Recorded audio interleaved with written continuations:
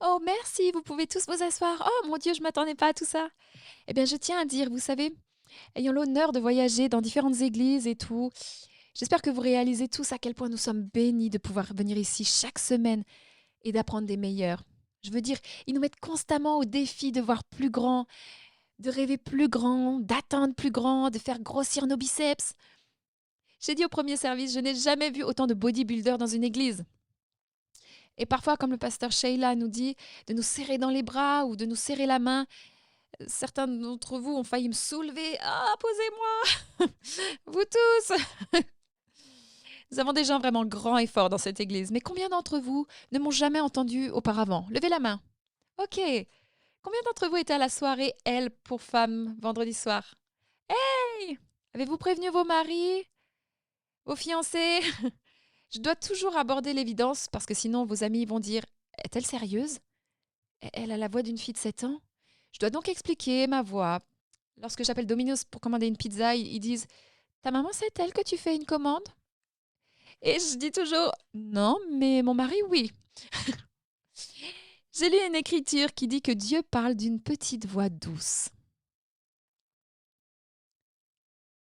J'ai la voix de Dieu. Je veux simplement la diffuser là-bas. J'ai la voix de Dieu. Mais quoi qu'il en soit, je veux juste partager un message très pratique avec vous. Vous savez, le pasteur a parlé toute l'année d'avancer et d'avancer dans notre vie, dans tous les domaines. Et je veux juste partager avec vous 5 habitudes qui vous feront avancer, qui feront avancer votre vie, je crois, en un temps record. Ce qui devrait prendre 5 ans, Dieu peut le faire en un an, s'il fait cela. Parce que c'est exactement ce qui s'est passé dans ma vie. Êtes-vous prêts pour un message pratique? Ok. Permettez-moi de commencer par vous raconter cette histoire que j'ai entendue à propos de John Maxwell.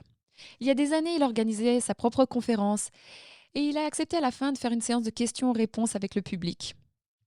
Il y avait ce jeune homme qui venait d'obtenir son diplôme de MBA, qui admirait toute cette conférence. Imaginez-vous 2000 personnes présentes qui ont payé 2000 € chacune.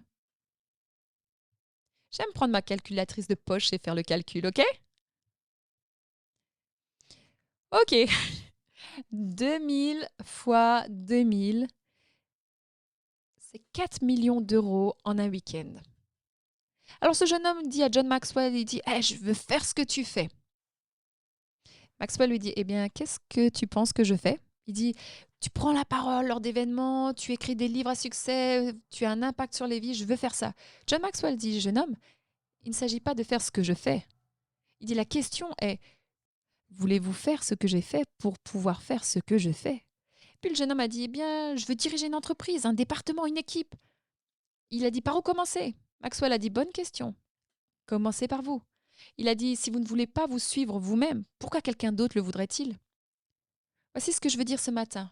Vous ne pouvez pas avoir un rêve d'1 million de dollars avec des habitudes de salaire minimum.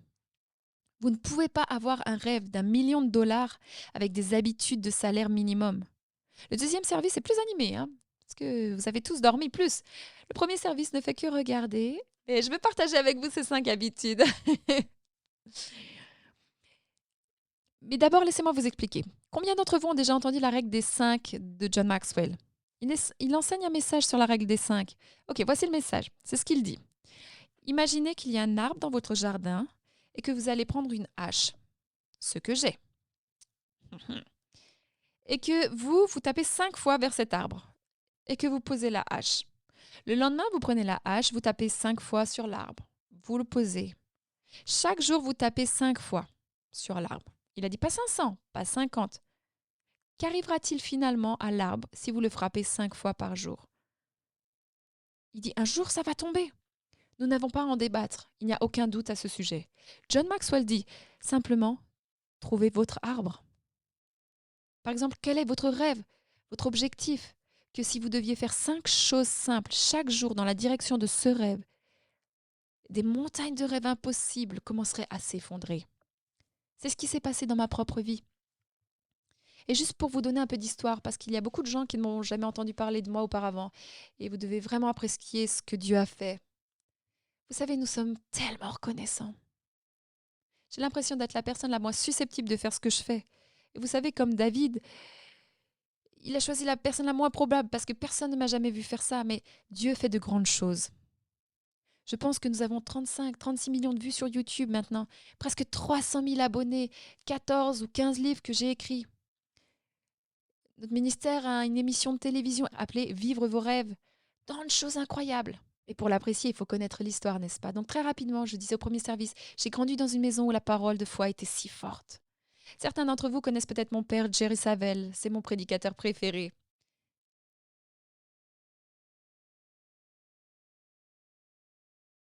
Sheila, vous le deuxième. Et j'ai grandi en connaissant la parole de Dieu. J'ai été pom-pom girl tout au long de l'école, j'étais la reine des retrouvailles. Mais je cachais tellement de choses derrière un grand sourire. Et je le cachais à tout le monde. Quand j'avais 14 ans, j'ai été violée par un homme dans un centre de fitness à Shreveport en Louisiane. Je n'aurais jamais imaginé que je perdrais ma virginité sur ce sol d'une salle de sport par un parfait inconnu.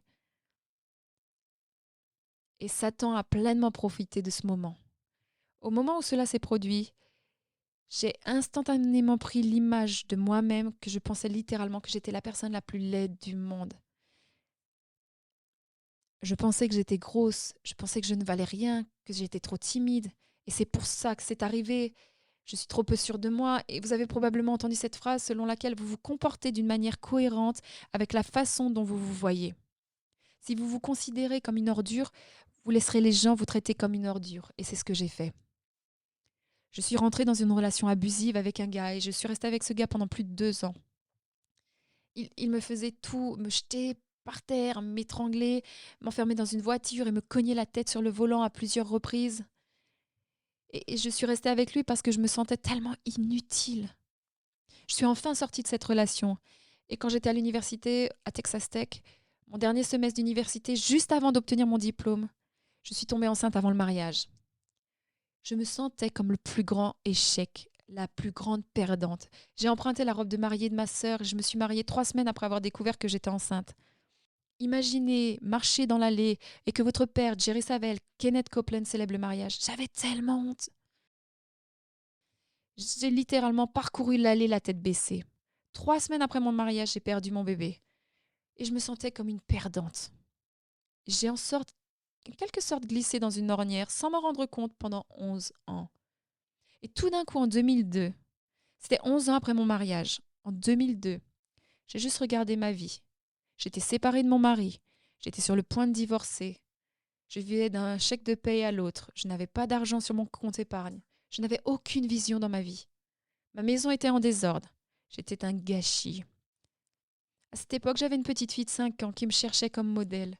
J'aime l'expliquer comme ça. Et j'ai réalisé qu'à moins que je ne commence à prendre des décisions pour changer, ce ne sera pas une saison de regret. Ça n'allait pas être toute une vie de regret. Et je n'ai pas eu quelqu'un comme le pasteur Keith Craft qui est venu à la maison et qui m'a donné une piste de croissance personnelle. J'avais désespérément besoin d'un changement. L'une des premières choses que j'ai faites, c'est que j'ai dit, mon père m'a appris, quand vous traversez des épreuves, ce n'est pas le moment de fuir de Dieu, c'est le moment de courir vers Dieu. Alors je me suis fixé juste un objectif. J'ai dit, je vais me forcer à écouter un message d'édification de foi tous les jours pendant 21 jours. C'était mon grand objectif de la vie, parce que j'avais entendu dire que si vous faites quelque chose pendant 21 jours, vous pouvez rompre une habitude et commencer une nouvelle, n'est-ce pas? J'ai dit, je vais faire ça pendant 21 jours. Au bout de 21 jours, je me suis dit, je ne vais pas m'arrêter, je vais y aller pour 30 jours. Puis au bout de 30, j'ai dit, je vais y aller pour 2 mois. Et je suis allée pour 3 mois. Êtes-vous prêts pour ça? C'était en 2002. Je n'ai jamais arrêté. Je me suis réveillée ce matin à Rockwall, au Texas. J'ai écouté un message qui édifie la foi. Mais voici ce qui s'est passé. Au cours de cette première période de 21 jours où j'écoutais des messages, j'ai entendu John Maxwell faire cette déclaration qui a changé ma vie. Il a dit, si je pouvais venir chez toi et te regarder pendant 24 heures, je peux dire si tu vas réussir ou échouer. Il a dit, tu choisis le jour, mais laisse-moi te regarder du moment où tu te réveilles jusqu'à ce que tu ailles te coucher cette nuit-là. Il a dit, en t'observant pendant une journée entière, je peux te dire dans quelle direction va ta vie. Comment? Il a dit, car la raison pour laquelle je dis cela, c'est parce que le secret de ton avenir est caché dans ta routine quotidienne. Le secret de votre avenir est caché dans votre routine quotidienne. Et je suis absolument convaincue à 100% que si vous changez votre routine, vous pouvez changer toute votre vie. Alors voulez-vous tous savoir quelles sont les 5 habitudes des personnes qui réussissent le mieux dans le monde? Je pas certains de mes amis ici. Ok, commençons. La première habitude, la première que j'ai commencé à prendre était de prier et de méditer.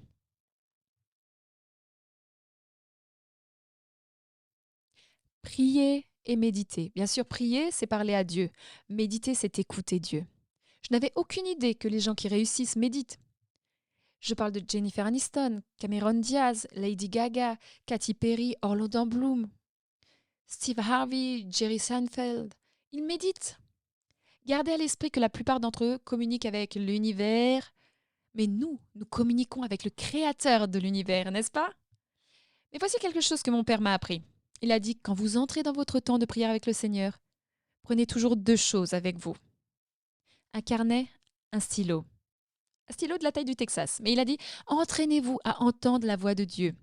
Il a dit, Dieu veut te parler encore plus que tu ne veux l'écouter. Et il a dit, la plupart des gens n'écoutent jamais. Tout ce qui passe par la tête, mon père dit, notez-le.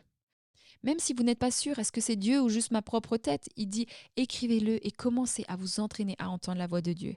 Et vous commencerez à obtenir une direction et une sagesse pour votre vie, n'est-ce pas? Jim Rohn, qui est l'un des plus grands motivateurs, dit, une vie qui vaut la peine d'être vécue est une vie qui vaut la peine d'être enregistrée. Il dit, si vous voulez réussir, être influent, sophistiqué, tenez un journal.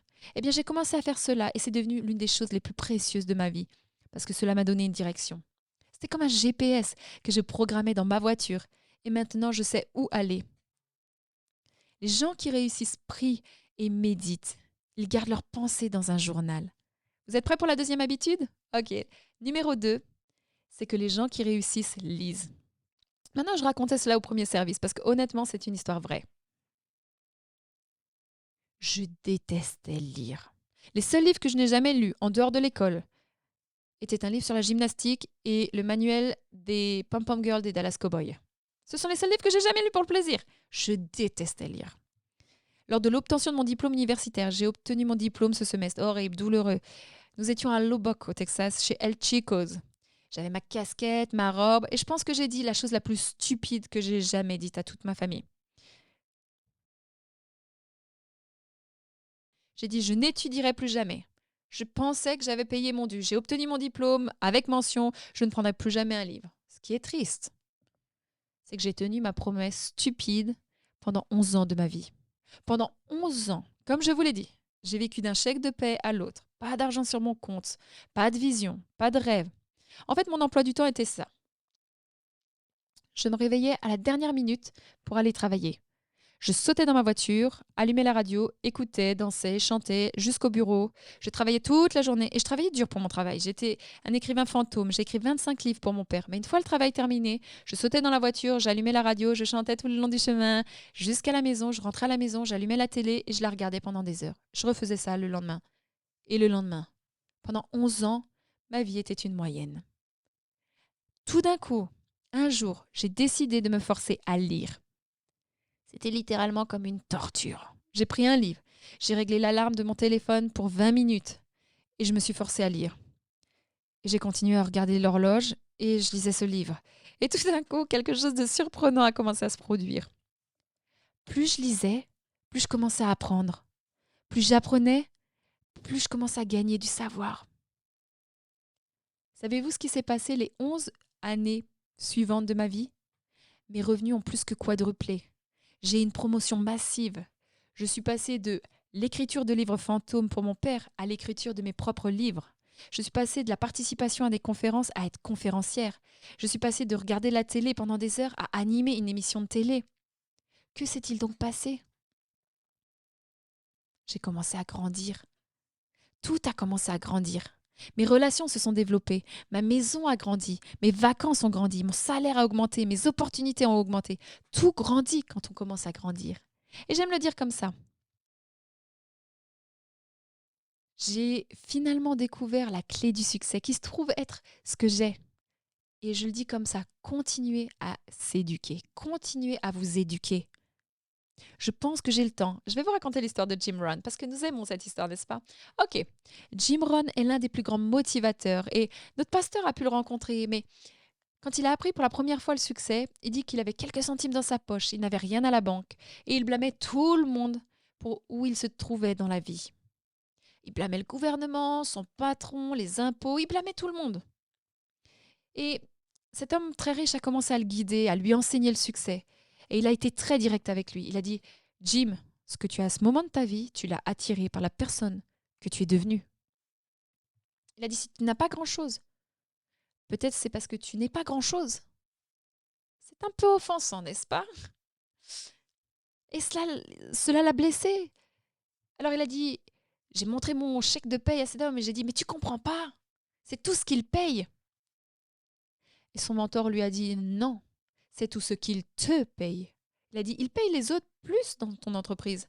Si tu étais plus qualifié, tu serais mieux payé. Ensuite, il a commencé à lui enseigner de manière aimante. Il a dit, Jim, ne souhaite pas que ce soit plus facile, souhaite que tu sois meilleur. Il a dit, ne souhaite pas moins de compétences. Il a dit, non, je veux dire, ne souhaite pas moins de problèmes. Il a dit, souhaite plus de compétences. Mais ensuite, il a commencé à lui enseigner cela. Et j'aime cette phrase, parce qu'elle peut absolument changer votre vie. Il a dit, apprends à travailler plus dur sur toi-même que sur ton travail. Il a dit, si vous travaillez plus dur dans votre travail, vous gagnerez plus. Si vous travaillez dur sur vous-même, vous pouvez faire fortune. Voulez-vous que je répète? OK? Ou ils se sont tous endormis? Ah non, vous m'écoutez vraiment bien, la tête en avant. OK. Il dit, apprenez à travailler plus dur sur vous-même que sur votre travail. Si oui, vous pouvez applaudir, bien sûr. OK. Alors il dit, si vous travaillez dur sur votre travail, vous gagnerez votre vie. Si vous travaillez dur sur vous-même, vous pouvez faire fortune. En 5 ans, Jim Rohn était millionnaire. Et j'aime ça. Je ne sais pas qui a eu cette idée, mais j'aime la partager. Quelqu'un a décrit le mot pauvre comme ceci. Passer à côté d'opportunités à plusieurs reprises. Passer à côté d'opportunités à plusieurs reprises. Et vous pourriez dire, Terry, je n'ai eu aucune opportunité. C'est mon problème. Mais voici ce que je veux vous dire. Chaque jour est une nouvelle opportunité de se lever et d'investir en vous-même. Lire, écouter, tenir un journal, passer du temps avec Dieu. Chaque jour, ne laissez pas passer l'occasion. OK? Ok, ma troisième habitude que j'ai commencé à appliquer et que j'ai découverte plus tard, les gens qui réussissent le font, ils écoutent des messages audio tous les jours. En fait, 88% des personnes les plus riches du monde utilisent leur temps de conduite pour apprendre et se développer. Et seulement 2% des pauvres le font. Ils transforment leur voiture en salle de classe. Et j'ai commencé à penser, ok, si je veux vraiment faire ça et être cohérente, quand est-ce que je vais le faire? Parce que je suis très indisciplinée, ok? Et je me suis dit, bon, je pourrais le faire le matin pendant que je me prépare. Et je dois me préparer de toute façon, ça prend beaucoup de temps. Alors j'ai fait un petit post-it. Oui, c'est effrayant, mais j'ai écrit sur un post-it, appuie sur play. Et je l'ai mis sur le miroir de ma salle de bain parce que, pour dire à quel point j'étais indisciplinée, j'ai acheté un petit lecteur CD, c'était en 2002, et je suis allée chez mes parents, j'ai volé toutes leurs cassettes audio, j'ai mis sur le miroir mon post-it, et quand je suis entrée le premier matin, j'étais comme, ah oui, appuie sur play. Alors j'appuie sur play et j'entends la parole de Dieu. J'entends la parole de Dieu. La Bible dit que la foi vient de l'écoute et l'écoute vient de la parole de Dieu. N'est-ce pas? Eh bien, je disais lors du premier service, quand vous entendez la parole de Dieu, ce n'est pas comme si vous aviez la volonté de la fortune ou des prix en arrière-plan. La parole de Dieu descend à l'intérieur de vous et elle vous change de l'intérieur. Vous commencez à penser différemment, vous commencez à rêver différemment, vous commencez à vous demander des choses comme « Je me demande si Dieu pourrait jamais m'utiliser ». Je me disais, je n'ai jamais voulu être devant les gens, pas avec cette voix. Mais je commençais juste à me poser des questions et je me disais, je me demande si un jour j'aiderais les jeunes filles. Je me demande si j'écrirais un jour un livre. Je commençais simplement à me poser des questions pendant que j'entendais la parole de Dieu, que j'entendais la parole de Dieu. Je me souviens avoir entendu un exemple où quelqu'un dit, ne partagez pas vos grands rêves avec des petits esprits. Ne partagez pas vos grands rêves avec des personnes à l'esprit étroit. Parce que les petits esprits ont le don d'aspirer l'ambition et la foi vous échappe. Mais les grands esprits, comme nos pasteurs, ont une façon de vous élever pour atteindre votre potentiel le plus élevé, n'est-ce pas? J'écoutais cette histoire et c'était ce gars qui parlait de la façon dont il avait du mal dans la vie et il en avait tellement marre.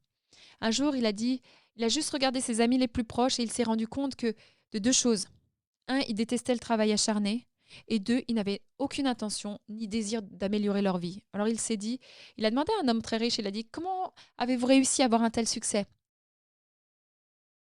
L'homme riche lui a dit 4 mots. Reste en bonne compagnie. Reste en bonne compagnie. Ce gars a dit, il est rentré chez lui et il a pris cela au pied de la lettre. Il a fait une liste. Ceux qui me font glisser et qui m'améliorent. Si quelqu'un le faisait tirer vers le bas, il mettait son nom et décidait pas plus de 5 minutes avec lui. Si quelqu'un améliorait sa vie, il mettait le nom sur la liste et passait le plus de temps possible avec. Il dit, après avoir suivi cette liste de réussites ou de non-réussites, en 3 ans, il était millionnaire. Restait en bonne compagnie. On m'a dit au premier service, mais comment ai-je appris des choses comme ça pendant que je colle mes cils, ok? Mais cela a changé ma vie, n'est-ce pas? Et nous pourrons tous le faire. Je suis votre tête d'affiche qu'il y a de l'espoir pour nous tous. Ok? Numéro 4, la quatrième habitude, et c'est celle pour laquelle je pense être la plus connue. C'est l'habitude de prendre le temps d'écrire et de voir vos rêves et vos objectifs. Prenez le temps d'écrire vos rêves et vos objectifs. C'est tellement important que vous ayez un rêve. Proverbe 29, 18 dit « Là où il n'y a pas de vision, les gens périssent. » Si vous n'avez pas de rêve pour votre vie, vous ne faites que périr, vous ne faites qu'exister. Permettez-moi de l'expliquer comme ça. Imaginons que l'église soit terminée, il pleut à averse, à torrent, et vous sautez dans votre voiture pour aller manger. Tout d'abord, vous allumez la voiture, elle fonctionne bien. Il y a la pluie battante, les lumières fonctionnent. Oh, on a besoin de chauffage aujourd'hui, ça fonctionne, la radio, tout fonctionne sous la pluie, sauf une chose, l'essuie-glace. Combien d'entre vous savent qu'ils n'iront nulle part? Voyez-vous, tant que notre vision est altérée, nous restons où nous sommes. C'est la même chose avec la vie. Tant que notre vision est altérée, nous n'allons nulle part. Ok, Mary Poppins a presque fini avec mes accessoires, je promets. Mais je commence juste à écouter et à penser, mon Dieu, si je suis censée prendre le temps d'écrire mes rêves et mes objectifs, et que Dieu est celui qui a dit cela, et les gens qui réussissent le font. Lady Gaga a fait cela, Beyoncé le fait. Combien plus devrions-nous le faire en tant que croyants, prendre Dieu au mot, quand c'est lui qui dit « écris la vision, rends-la claire ». Juste pour vous donner quelques exemples. L'une des premières choses que j'ai écrites, c'est « je parle lors d'événements avec John Maxwell ». Parce que John Maxwell changeait ma vie. Et je ne l'avais jamais rencontré. Alors j'ai mis une fausse photo de John et moi, faisant comme si on était des potes.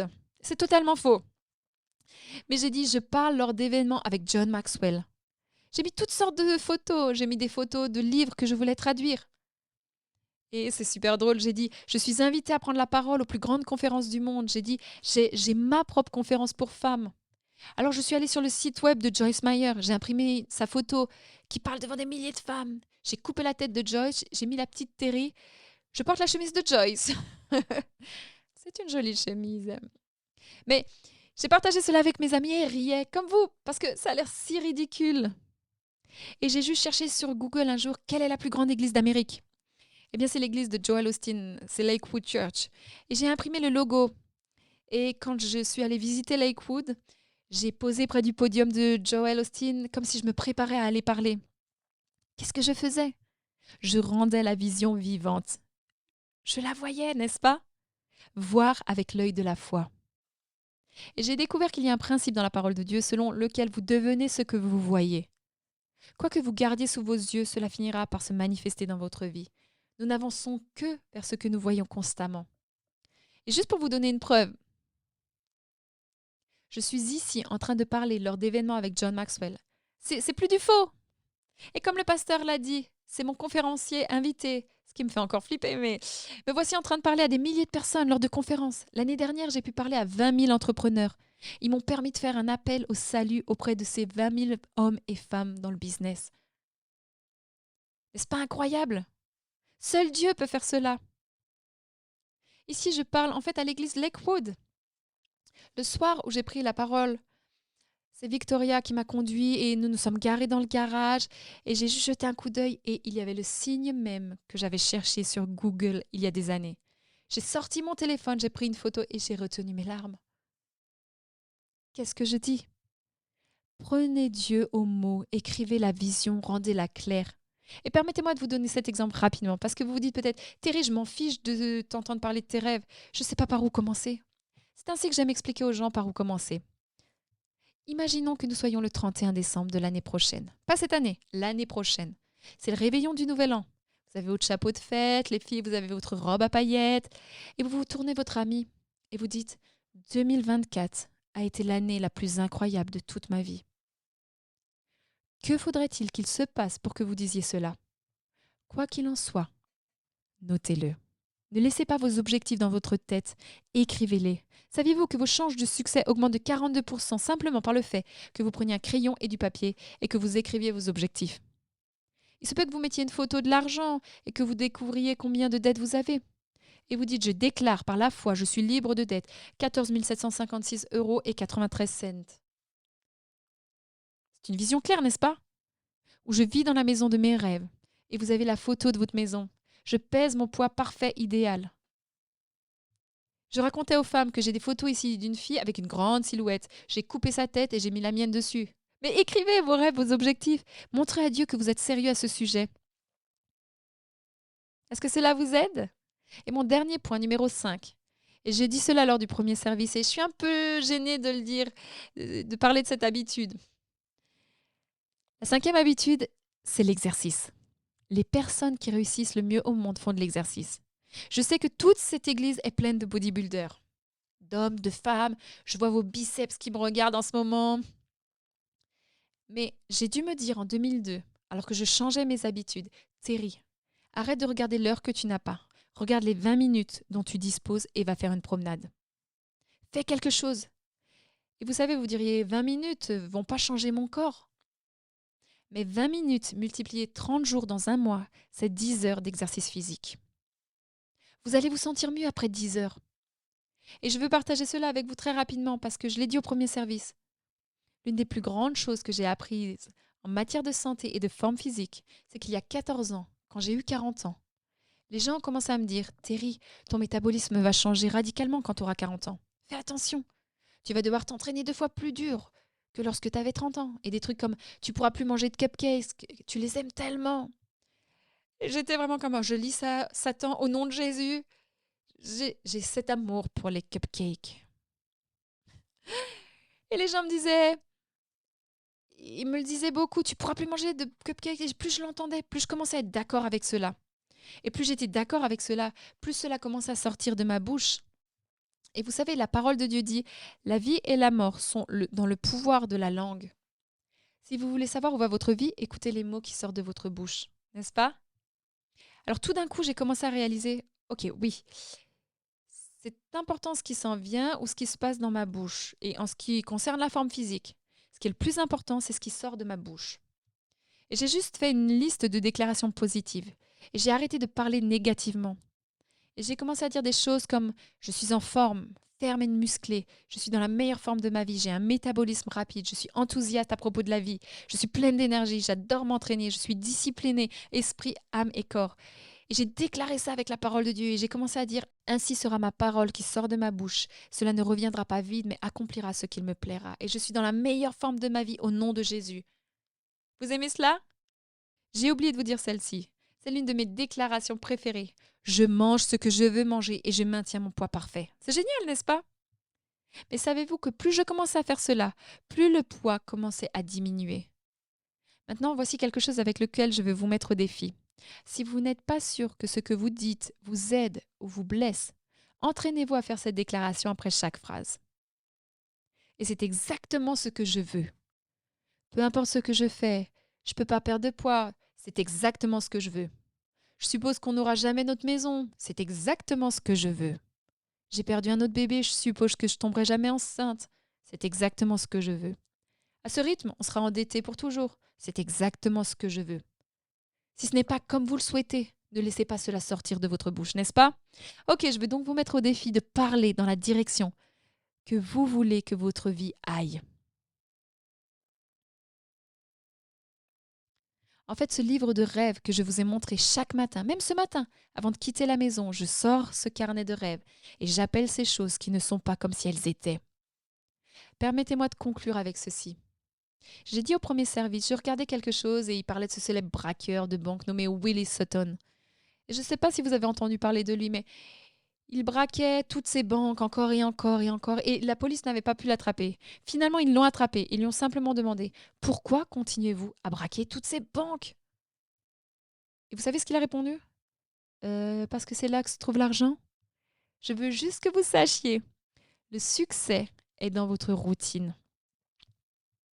Si vous changez votre routine, vous pouvez changer toute votre vie. Vous ne pouvez pas avoir un rêve d'1 million d'euros avec des habitudes de salaire minimum. Cela vous aide-t-il aujourd'hui?